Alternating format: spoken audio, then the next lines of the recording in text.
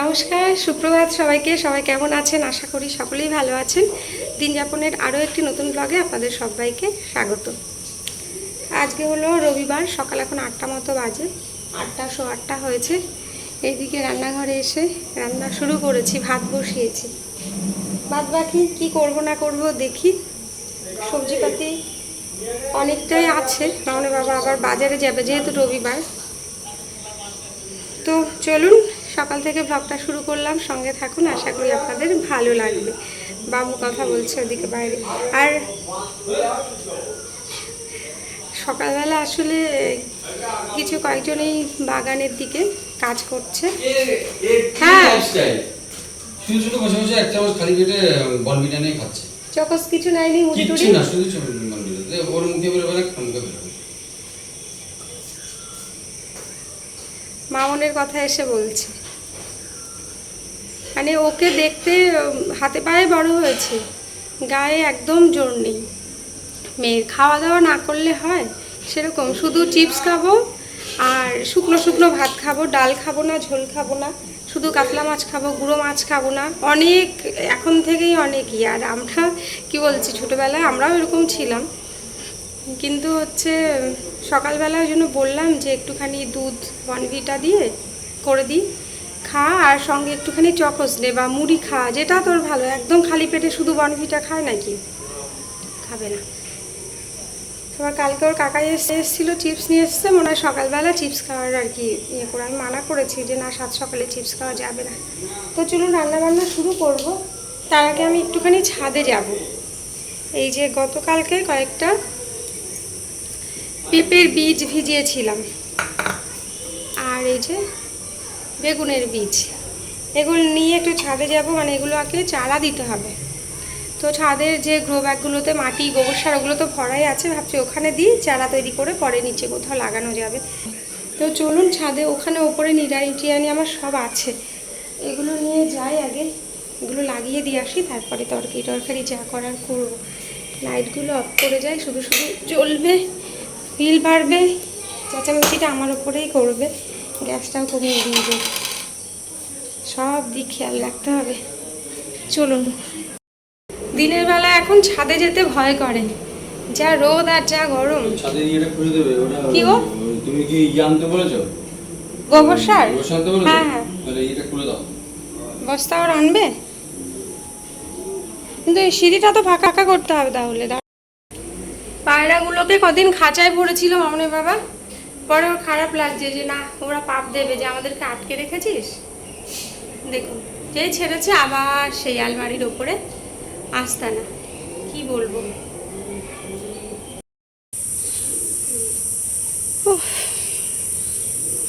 কি রোদ, কি রোদ, কবে যে এই রোদ, রোদ তো দরকার, গরমটা যে কবে কমবে। আবার অতিরিক্ত বৃষ্টি হলে তখন বলবো কি বৃষ্টি, কি বৃষ্টি, আর ভাল লাগছে না। আমার পেয়ারা গাছটা মনে হয় মরেই গেছে, না আবার কচি পাতা বেরোচ্ছে, এই যে শুকিয়ে গেছে একদম, দু একটা পাতা এই যে কচি বেরোচ্ছে। কি করব, গরমে রোদে আর ছাদে আসতে পারি না, শুধু ভাবি এই মনে হয় বৃষ্টি হবে, এই মনে হয় আজকে হবে, যা গরম সে আর হয় না। ওই হবে হবে করে ছাদে আসা হয় না, মাঝখান থেকে গাছগুলো আমার ঠিক মতো জল পায় না। এই যে থোকা টগরের দেখা পাওয়া গেছে, কড়ি অনেক আছে, কিন্তু ফুল একটা দুটোই দেখছি আজকে ফুটেছে। কি সুন্দর না?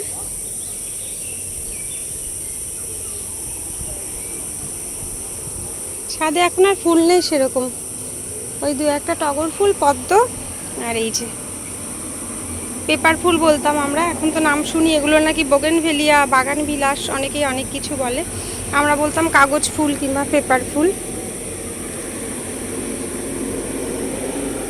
চলুন, যে কাজে এসছি আগে সেই কাজ সারি। কিন্তু জঙ্গল হয়ে আছে, এই যে এগুলোর ভেতরে দেব। গ্রো ব্যাগগুলোর মধ্যে দুটো ব্যাগ নিয়েছি, দুটোতে দুরকম বীজ বসিয়ে দিই, তারপর চারা উঠলে নিচে বসাবো। আর এই যে কী পেলাম বলুন তো, একটা এই যে এগুলো হচ্ছে গুলতি। কাক আসে, আমাদের পায়রাগুলোকে যা করেছে, দাঁড় কাকে খেয়ে খেয়ে পায়রাগুলো শেষ করে দিয়েছে। কত পায়রা ছিল, এখন আর 5-6টা মনে হয় আছে। রাগ করি, বিরক্ত হই, তাই বলে মরে যাক এটা তো চাই না। তো ওই কাক তাড়াতে হতো এই যে এগুলো দিয়ে। তারপর হনুমানে এসে যা অত্যাচার করতো, ওই গুলতি গায়ে তো ওদের লাগতো না, জাস্ট এরকম করলেই ভয়েতে ওরা চলে যেত। এই যে সেই গুলতির বল, এগুলো মাটির দিয়ে বল বানিয়ে সেগুলোকে পুড়িয়ে শক্ত করা হয়। এই যে বাড়িতেই করা, মামনি বাবা করেছিল এগুলো। চলুন এটাতে ভাবছি পেঁপের বীজগুলো দিয়ে দিই, দিয়ে ওপর দিয়ে মাটি দিয়ে দিয়েছি, ঢেকে দিই।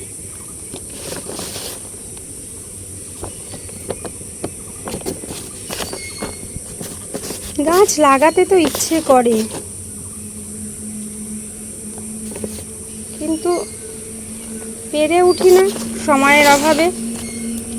তারপরে শীতকালে তো দেখেছেন যেসব লাগিয়েছি পায়রাতে খেয়ে কিভাবে ওদেরকে রোজ বকা দিয়েছি, রাগ করেছি। কি করব, সবার বাগান দেখি কি সুন্দর ফুল ফল সবজিতে ভরে থাকে, ইচ্ছে তো করে না, কিন্তু এইভাবে খাটনি করার পরে যদি ওরা নষ্ট করে দেয়, রাগ হয় না? এটাতে বেগুনের বীজগুলো দেব, আরও প্রচুর আছে। এইগুলো কোথা থেকে এসেছে জানেন? সেই বর্ধমান থেকে। এই পেঁপে আর কুমড়োর বীজ বাবু যে চাষবাস করে, তো আমাদের তো চাষবাস আছে, আপনাদের বলেছি, অনেকেই জানেন। তো সেই বেগুনের বীজ সেখান থেকে বাবু এনে দিয়ে গেছে। আর পেঁপের বীজগুলো আমাদের বাড়ি থেকে, মানে বর্ধমানে যেখানে থাকে ওখান থেকে এনেছিলাম। পেঁপে এনেছিলাম, সে বিশাল বড় বড় পেঁপে। আপনাদেরকে দেখিয়েছি কিনা আমার ঠিক মনে নেই, বা হয়তো যখন এনেছি তখন আর ব্লগ করিনি। আমার তো এই হয়।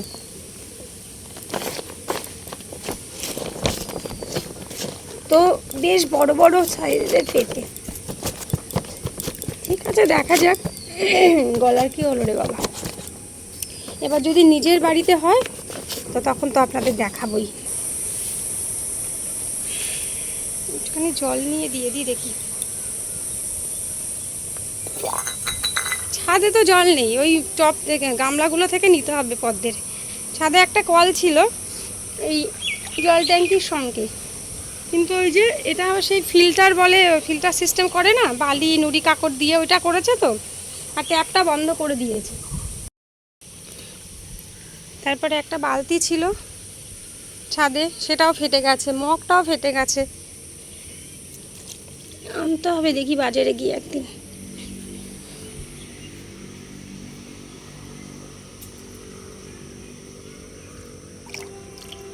পাতা পচে জল গ্রিন হয়ে গেছে।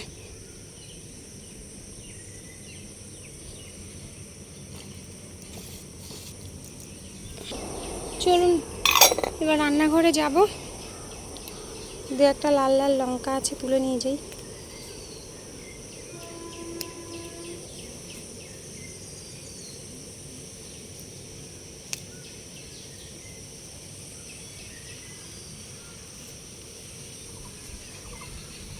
চলুন।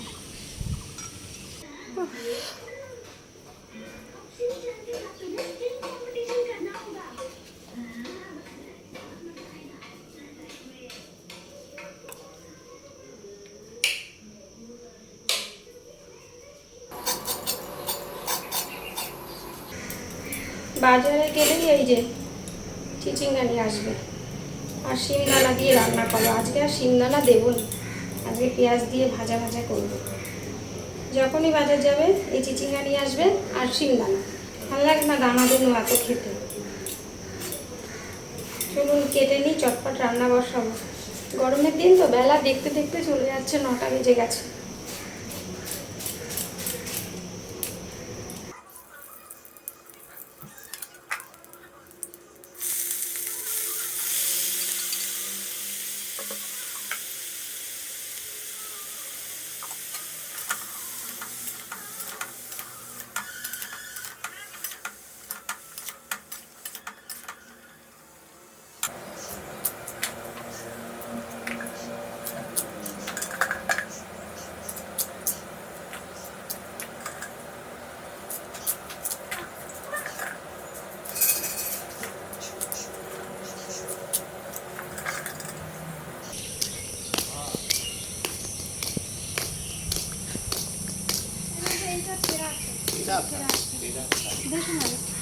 চুপে থাকতে পারো, ওটা ছেঁড়া আছে।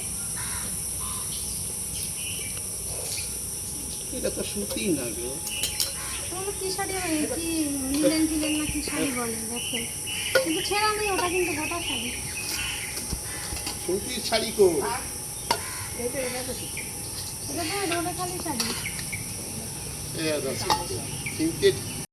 রান্না করতে করতে আবার চলে এলাম বাসনপত্র কিনতে। মায়ের ডাক পড়েছিল, সেই আগেকার দিনে ছিল না বিনিময় প্রথা, এখনও আমাদের গ্রামেগঞ্জের দিকে কিন্তু চলে আসছে। আমার মায়ের মুখে শুনেছি ছোটোবেলায়, মানে বাংলাদেশে যখন ওরা ছিল, তো ওই বাড়িতে যে চাষাবাদ হতো আর কি, যাদের গম সর্ষে এই সমস্ত কিছু দিয়ে চুড়িমালা স্নো পাউডার এগুলো আর কি মেয়েরা রাখতো গ্রামেগঞ্জের দিকে। তো এখন আর চুড়িমালা স্নো পাউডার নেই, কিন্তু এই পুরনো কাপড়ের বদলে এই যে স্টিলের বাসনপত্র পাওয়া যায়। আর আমার শাশুড়ি মায়ের বাসনপত্রের মানে প্রতি তো একটা আলাদাই টান আছে, বাজারে গেলেই কিছু না কিছু বাসনপত্র তার অ্যাড হয়। আর বাড়িতেই কাকু আসলে তো তার থেকে কিছু না কিছু নেওয়া চাই, মানে নিজে না নিলেও আমাকে দিয়ে ঠিক নেওয়াবে। তো ওই কাকু আসছে প্রায় বছর 15 ধরে, আমি তো এই বাড়িতে এসেছি যবে থেকে, তারপর থেকে দেখছি, তারও আগে থেকে আসেন। তো পুরনো শাড়ি আর কি, আগে তো প্রচুর তাঁতের শাড়ি আর কি পরা হতো। তো ওই কাকু বলছে তোমার কাছ থেকে তো প্রচুর আমি তাঁতের শাড়ি পেয়েছি, এখন কেন পাই না। আসলে এখন তো নানান রকমের শাড়ি বাজারে উঠেছে, তো সেগুলো পরা হয় একটুখানি পুরনো হয়ে গেলে, সেগুলো আর কি দিয়ে দিয়ে রেখেই বা কী করবো। আর এই সমস্ত শাড়ি দিয়ে কাঁথাও খুব একটা বানানো যায় না। তাও আমি দু একটা সুতির তাঁতের শাড়ি মানে বেছে বেছে একটু রেখেছি, যে দেখি একটা কাঁথা বানানোর চেষ্টা করব। আর বাদ বাকি যেগুলো আমার কোনো কাজেই লাগবে না, ভাবলাম দিয়ে দিই, তো যদি কিছু একটা আর কি হয়ে যায়। তো এই যে কেটলি একটা প্রথমে নিয়েছিলাম, এগুলোকে কেটলি বা ক্যান কিছু একটা এরকম বলে, মা বলছিল নিয়ে নে, শুকনো খাবার দাবার রাখা যাবে, এই বাদাম টাদাম এই জাতীয় খাবার। তো ওইটা মনে হয় একটুখানি কিছু প্রবলেম ছিল, কাকু পিটিয়ে পাটিয়ে আর কি ঠিকঠাক করে দিচ্ছিলেন, তাও দেখলাম একটুখানি সাইড একটু কেমন ফাটা মতো আছে, তো চেঞ্জ করে নিয়েছি। আর সঙ্গে নিলাম ওই যে আরেকটা, এগুলোকে ঝাঁকুন বলে, ছিদ্র ছিদ্র বেশ, ওই শাক সবজি ধোয়া যায়, আবার গরম খাবার দাবার বেশ ঢেকেও রাখা যায়। তো মা তো প্রায় এলেই কিছু না কিছু নেবে, বাটি ঘটি থালা বাসন যাই হোক। আর এখন আমার খুব একটা থালা বাসনের প্রতি ঝোঁক ছিল না, কেনাকাটার প্রতি। আস্তে আস্তে শাশুড়ি দেখে দেখে আমি নিজেও যেন ওই দিকেই চলে যাচ্ছি আস্তে আস্তে। তো এই যে পছন্দ করে দুজন নিলাম শাশুড়ি বৌমাতে। আর অনেকগুলো শাড়ি দিয়েছি, সুতির শাড়ি, তবুও ঘরে পরে থাকার থেকে দিয়ে দিলে ওই শাড়িগুলো কী হয় বলুন তো, শুনেছি ওগুলোকে নাকি আবার মানে কাচা হয়, তারপর পলিশ করা হয়, কালার করা হয়, তারপর ইস্ত্রি করে আর কি আবার নাকি অল্প দামে বিক্রি করা হয়, এরকমই শুনেছি। আর যেগুলো সিনথেটিক সেগুলো মনে হয় ওই ছাঁটাই করে ওগুলোকে সেই বালিশের বালিশ টালিশ তৈরি করা হয়, এরকম কিছু শুনছিলাম। তো চলুন কেনাকাটা হলো, আবার যাবো রান্নাঘরে। সকালে রান্না বান্না হয়ে গেছে, খাওয়া দাওয়া সবার হয়ে গেছে। কটা বাজে? 11:25 বাজে। ওই যে মাঝখানে গেলাম না বাসন কোসন দেখতে, তারপরে আমাদের গ্রামেগঞ্জের দিকে এখনও এই চলটা আছে। ভেবেছিলাম নেবো না কিছু, আর মায়ের বাসন দেখলে আর ঠিক থাকতে পারে না, কিছু না কিছু নেবেই। তো কয়েকটা কাপড় দিয়ে নেওয়া হয়েছে, একটা ওই ক্যান বলে আর কি, স্টিলের কৌটা, আর একটা ওই যে ছিদ্র ছিদ্র যে ঝাঁকা থাকে, সবজি টবজি ধোয়া যায় বা গরম তরকারি ঢেকে রাখা যায় ওগুলো। তো মামন বুড়ি আবার গেল বাবার সাথে ভায়োলিন ক্লাসে, সেই রানাঘাট এই গরমের মধ্যে। আর আমি গেছিলাম ছাদে কাপড় মেলতে, ওই জন্য আমার এরকম বিধ্বস্ত অবস্থা। গরম, প্রচণ্ড গরম, মানে রোদটা যে খুব কড়া তা নয়, কিন্তু একটা প্যাচ প্যাচে কাঁঠাল পাচানো গরম। এখন শুরু করবো দুপুরে রান্না বান্না। আজকে এনেছে চিকেন, এখনো ধোয়া হয়নি আমার। আর এই যে কি মাছ দেখুন, খয়রা মাছ। বাড়ির বাগান ঘুরে ঘুরে ছোটো ছোটো দুটো বেগুন পেয়েছি, সেই আলু বেগুন দিয়ে খয়রা মাছটা রান্না করবো আর চিকেন করবো। তাহলে আজকের মতো মানে দিনের বেলার মতো শান্তি, রান্নাঘর থেকে বেরোতে পারবো। চলুন শুরু করি।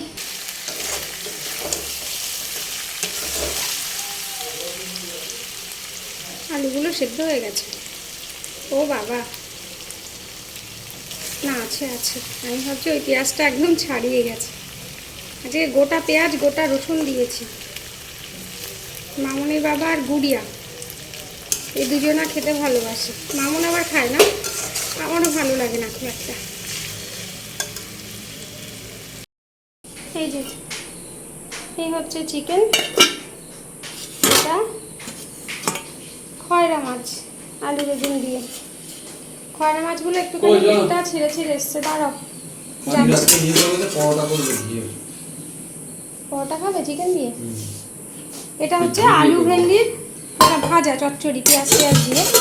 এখানে আছে মুগ ডাল চাল কুমড়ো দিয়ে, আর এখানে হচ্ছে সেই চিচিঙ্গা সকালে যে ভাজা করলাম, আর এই যে কাঁঠাল, সেই কাঁঠাল এখনও অবশিষ্ট কটা আছে, তো আজকে শেষ হয়ে যাবে। চলুন, এখন অনেক কাজ। দুপুরে খাওয়া দাওয়া হয়নি, এখনই রাতের অর্ডার হয়ে গেল, রাতে পরোটা হবে। এখন যাব হচ্ছে একটা কার্পেট কাচতে, একা একা পারবো না, দুজনে মিলে কাচবো মামনের বাবাকে সঙ্গে নিয়ে। কার্পেটটার মধ্যে এত ধুলো, ওই বাড়িতে কীর্তনের সময় পেতে দিয়েছিল উঠানে, ওখানে আসর বসেছিল কীর্তনের আর কি, তো তারপরে আর কাচা হয়নি, এত ভারী তো মানে সাহস পাইনি একা একা, আর মা তুলে রেখে দিয়েছিল। আর এখন এই গরমে এখন আমাদের ঘরে মেঝেতেও বিছানা করতে হচ্ছে, এসি চলছে যেহেতু রাত্রিবেলা, তো ওপর নিচ করে শোয়া হয়, ওই জন্য মেঝেতে বিছানা করতে ওটা পাতা হয়েছে। এবার যেই তুলেছি দেখি ধুলো ভর্তি, মানে উঠান গোবর দিয়ে লেপার পরে তারপর পরপর কয়েকদিন ঝাড় দিলে যেরকম একটা কুড়ো কুড়ো উঠতে থাকে, ওই রকম উঠছে কার্পেটটা থেকে। তো এখন মামনের বাবা সকালে ওটাকে সার্ফ দিয়ে গামলাতে ভিজিয়েছে, এখন দুজনে মিলে দেখি কতটা কি পারি পরিষ্কার করতে, প্রচণ্ড ভারী। চলুন সব কাজকর্ম সারি, তারপরে আবার বিকেলে দেখি কথা বলবো আপনাদের সঙ্গে। মেয়েরা গেছে স্নানে, বাবু বলছে আমগুলো নরম হয়ে যাচ্ছে, কেটে কেটে খা ওদের থেকে, তোমাকে বললাম। শুভ সন্ধ্যা বন্ধুরা, যদিও সন্ধ্যা অনেকক্ষণ আগেই ঘুরে গেছে, এখন ঘড়িতে বাজে রাত 8:30। আর বিকেলবেলা যেহেতু একটুখানি বেরিয়েছিলাম এদের নিয়ে সুইমিং ক্লাসে, বিকেলে আর কথা হয়নি, একটু আগেই ফিরেছি। আর রান্নাঘরে এসে ওদের একটুখানি আর কি টিফিনের ব্যবস্থা করছি। আজকে আসলে আমাদের ফিরতে অনেকটা দেরি হয়ে গেছে, ওদের প্রথম যে ব্যাচটা সুইমিংয়ের সেটাতে ওদেরকে আজকে ঢুকতে দেওয়া হয়নি। আমরা 10 মিনিট লেট করে ফেলেছিলাম, যে কারণে বাকি 50টা মিনিট প্রায় 1 ঘন্টার কাছে বসে থাকতে হয়েছে গরমের মধ্যে। ওদের একটুখানি এক্সারসাইজ হয়েছে, তারপর বসেই থাকতে হয়েছে, পরের ব্যাচটায় ওরা নেমেছে, যে কারণে এতটা দেরি হলো।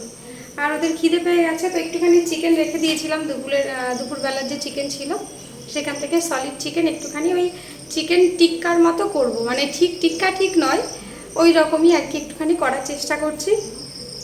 মেয়েরা পড়তে বসে গেছে, আর ভাবলাম যে সন্ধ্যা থেকে কি দুপুরের পর থেকে তো আর কথা হয়নি, একটু আপনাদের সঙ্গে কথা বলি। তো টিফিন বানিয়ে তারপর একটুখানি পড়াতে যাব, তারপর আবার রাতের বান্না আর কি যা আছে। কদিন ধরে ওদের ঠিকমতো পড়াতেই পারছি না, পরীক্ষা তো সামনে চলেই এলো, ওই হয় বিকেলবেলা বাড়িতে থাকছি না, কোনো না কোনো কাজ, কোথাও যেতে হচ্ছে, আসতে দেরি হয়ে যাচ্ছে, না হলে কেউ আসছে বাড়িতে, এই করে আজ কটা দিন ধরে মোটামুটি 8টা সাড়ে 8টা বেজে যাচ্ছে ওদের পড়তে বসাতে নিয়ে।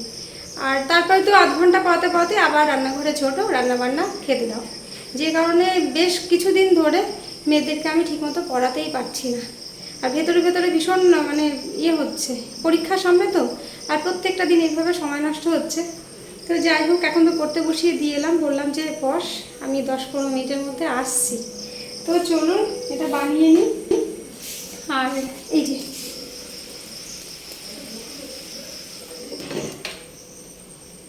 ঢেকে করছি, দেখা যাক কতদূর কি হয়। আর পেরে উঠি না সময়ের সঙ্গে। চিকেনটা হতে থাক, ততক্ষণ আমি একটা পেঁয়াজ কেটে নিই। আবার মামুনি বাবা বলেছে আজকে ঘিয়ের পরোটা খাবে রাতে, যেহেতু দুপুরে চিকেন রান্না হয়েছে। এই পরোটা করলে তো হয় না, মা খাবে ভাত, কিন্তু আমার একদম স্প্রিংয়ের মতো হচ্ছে না পেঁয়াজ কাটা। এই যে এরকম ছেড়ে যাচ্ছে।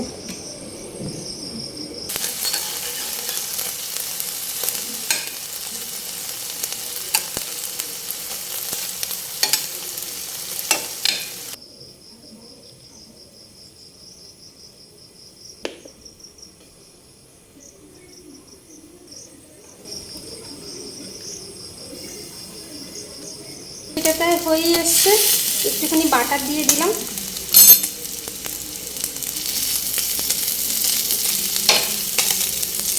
একটুখানি লাল শাকা হলে বেশ ভালো লাগে।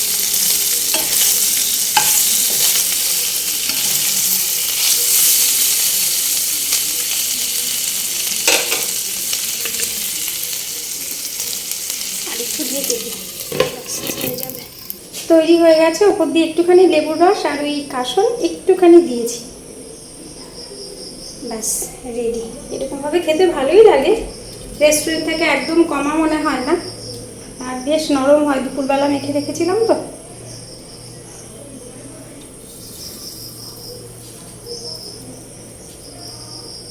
চলুন, এই যে হয়ে গেছে রেডি, এবার নিয়ে যাব ওপরে, মেয়েদেরকে দেব।